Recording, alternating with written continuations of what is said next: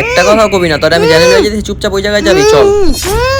অনেক সাধনার পর তোরে আমি পাইছি, বুঝছস? এই পিচ্ছি, এদিকে এদিকে আয়।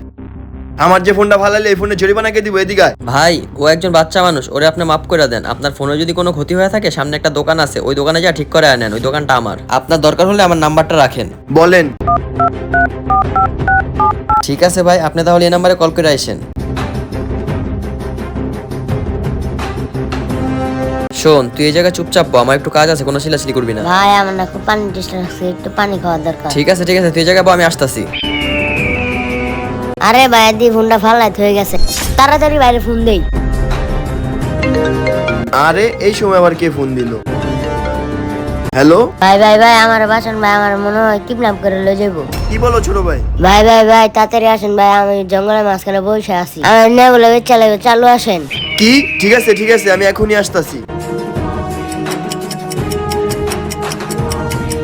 আরে পিচ্ছি, তো এখানের লোকেশনে বলছিল, একটু সামনে গিয়ে দেখি।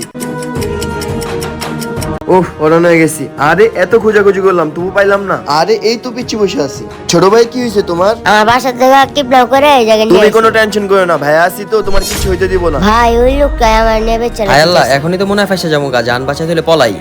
ওই দাঁড়া। ছোট ভাই তুমি কোনো টেনশন করো না, ও পলায় গেছে। ভাই আপনি আমার অনেক বড় উপকার করছেন, আমার একটু বাসা দিয়ে ঠিক আছে ছোট ভাই, তুমি কোনো টেনশন করো না, আসো আমার সাথে। এইরকম দুর্ঘটনা থেকে সবাই সাবধান থাকবেন। আমাদের ভিডিওটি যদি ভালো লাগে তাহলে অবশ্যই সাবস্ক্রাইব করবেন।